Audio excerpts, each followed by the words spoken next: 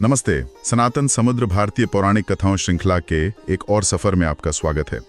ये हमारे पहले सीजन का 19वां पड़ाव है। और हाँ, अगर आप पहली बार हमसे जुड़ रहे हैं तो भाई पिछले एपिसोड्स के लिंक्स नीचे डिस्क्रिप्शन में हैं, उन्हें भी जरूर देखिएगा। आज हम एक ऐसे शब्द पर थोड़ी गहराई से बात करने वाले हैं जिसे हम सब ने सुना तो है पर शायद पूरी तरह समझा नहीं। धर्म। ये सिर्फ पूजा पाठ या रीति रिवाज से कहीं ज्यादा है। हम आज की बातचीत में जो स्रोत सामग्री है आधुनिक जीवन में धर्म का नियम, उसके आधार पर यह समझने की कोशिश करेंगे कि सही जीवन जीने का ये प्राचीन, ये जो ब्रह्मांडीय सिद्धांत है, वो आज की भागादौड़ भरी थोड़ी उलझी हुई जिंदगी में हमारा रास्ता कैसे दिखा सकता है।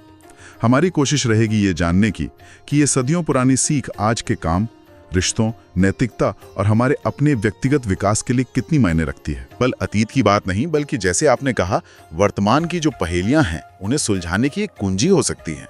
तो आज का हमारा मकसद यही है कि इस स्रोत से निकले विचारों को टटोलें और देखें कि धर्म की ये समझ हमें रोजमर्रा की जिंदगी में कैसे गाइड कर सकती है। हाँ, तो चलिए शुरू करते हैं फिर इस खोज को। सबसे पहले यही समझते हैं कि जब ये स्रोत धर्म की बात करता है तो इसका असल मतलब क्या है। क्या ये कोई लिस्ट है नियमों की? इस सामग्री के हिसाब से अगर देखें तो धर्म का दायरा तो काफी बड़ा लगता है। इसमें सदाचार है, मतलब अच्छा आचरण, फिर कर्तव्य यानी हमारी जिम्मेदारियां, नैतिक कानून भी है, मतलब सही गलत का विवेक, और सही कर्म यानी उचित कार्य, ये सब शामिल हैं इसमें। ये किसी एक परिभाषा में बंधने वाला शब्द नहीं लगता, सही कह रहे हो? हाँ, ये बहुत अहम नुक्ता है। ये स्रोत धर्म को एक तरह की प्राकृतिक व्यवस्था या आप कह लें कि कॉस्मिक लॉ की तरह देखता है। वो सिद्धांत जो ब्रह्मांड को, समाज को और व्यक्ति के अपने अंदर भी एक संतुलन, एक सामंजस्य बनाए रखता है। और जैसा आपने कहा, ये पत्थर पर लिखी लकीरें नहीं है कि बस आंख बंद करके मान लो, बल्कि ये एक तरह का दिशा निर्देश है जो हमें ईमानदारी, संतुलन और सच्चाई के साथ जीने के लिए प्रेरित करता है। और सबसे खास बात, ये हालात के हिसाब से ढलने वाला सिद्धांत है, मतलब हर परिस्थिति अनोखी है और धर्म हमें सिखाता है कि हम अपने विवेक का इस्तेमाल करके उस स्थिति में सबसे उचित रास्ता कैसे चुनें। इसे नियमों की कैद नहीं, बल्कि एक तरह की जिम्मेदार आज़ादी कह सकते हैं हम।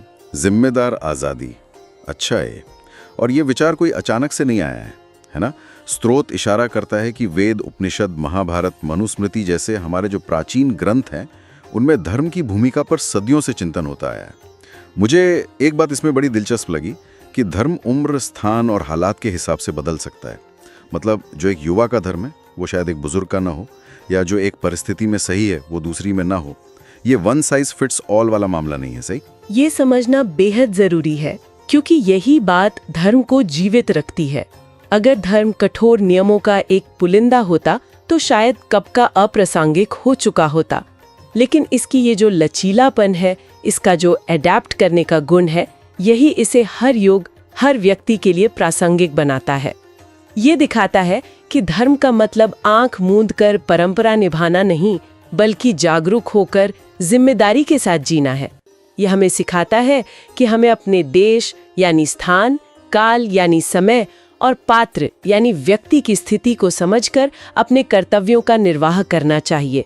ये असल में जीवन की जटिलता को स्वीकार करने और उसमें सही रास्ता खोजने का तरीका है। ठीक है, तो धर्म एक स्थिर नियम नहीं बल्कि एक गतिशील सिद्धांत है जो समय और परिस्थिति के साथ बदलता है। ये बात तो समझ आई। लेकिन अब आते हैं आज के जमाने पर। यहाँ चुनौतियां बिल्कुल अलग हैं। करियर का जबरदस्त प्रेशर है, टेक्नोलॉजी जो हमारी जिंदगी पर हावी है, फिर ग्लोबल वार्मिंग जैसी वैश्विक समस्याएं हैं, सामाजिक तनाव हैं। ऐसे में स्रोत क्या कहता है? हम धर्म को अपनी जिंदगी में कैसे ढूंढें, कैसे जिएं? ये आज के जमाने का $1 मिलियन सवाल है। आपने सही कहा। स्रोत हमें कुछ दिशाएं दिखाता है, जैसे अपने काम धंधे में, मतलब प्रोफेशनल लाइफ में नैतिक मूल्यों को बनाए रखना, सिर्फ मुनाफा ही नहीं देखना बल्कि सही तरीके से कमाना, पर्यावरण की चिंता करना क्योंकि ये भी तो हमारी जिम्मेदारी है ना, समाज में जहाँ अन्याय देखें वहाँ आवाज उठाना, और हाँ, अपने मानसिक स्वास्थ्य का ध्यान रखना। ये भी आजकल धर्म का ही एक रूप है, क्योंकि स्वस्थ मन से ही तो हम सही निर्णय ले पाएंगे और अपनी जिम्मेदारियां निभा पाएंगे। ये सब तरीके हैं जिनसे धर्म आज की जिंदगी में उतर सकता है। मतलब ये सवाल पूछना कि मेरे इस काम का असर दूसरों पर, समाज पर, प्रकृति पर क्या पड़ेगा, क्या यही धर्म को जीने की शुरुआत है?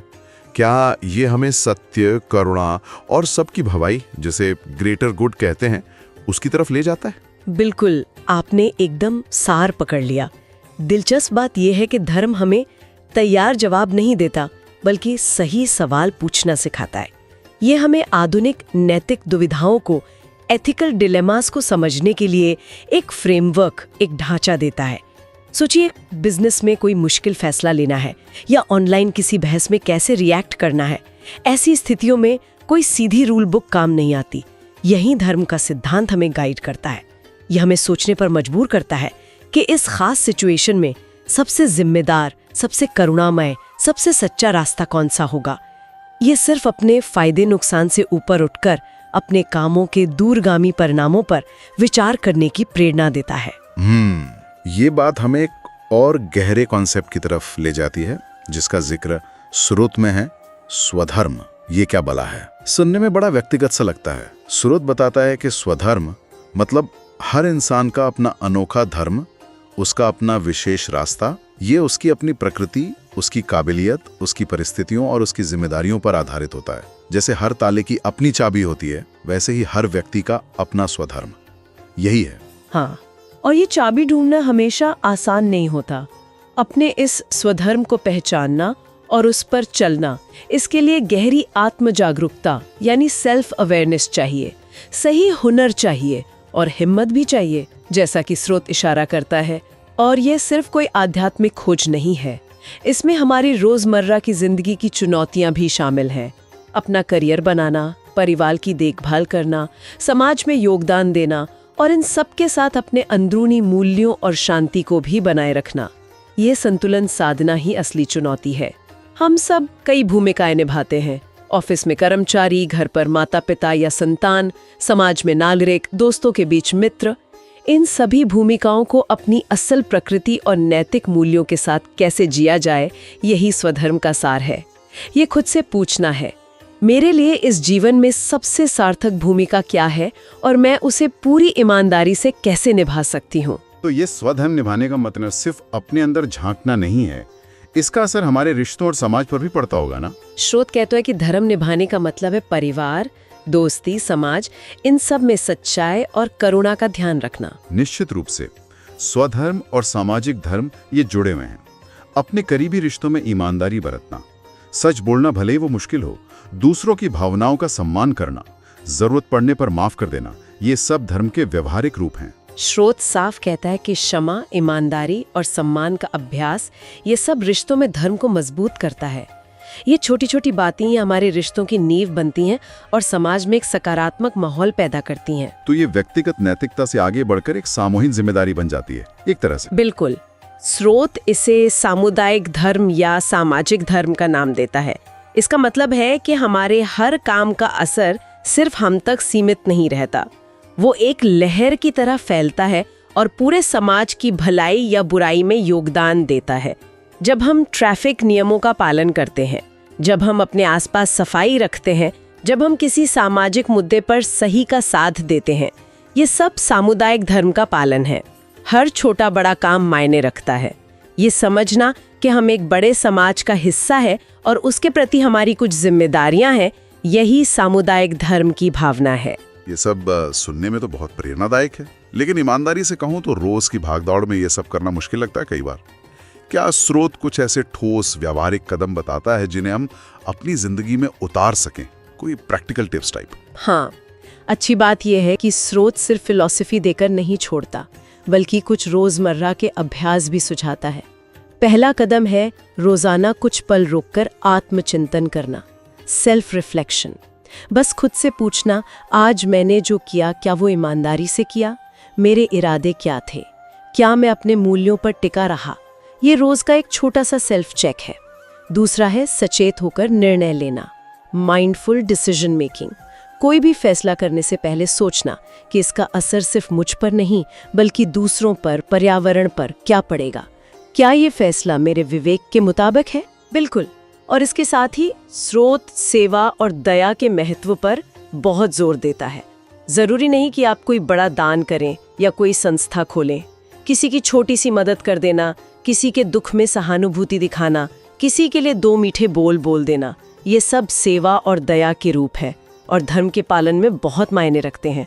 और चौथा, जो शायद आज की तेज रफ्तार जिंदगी में सबसे जरूरी है, वो है संतुलन, बैलेंस।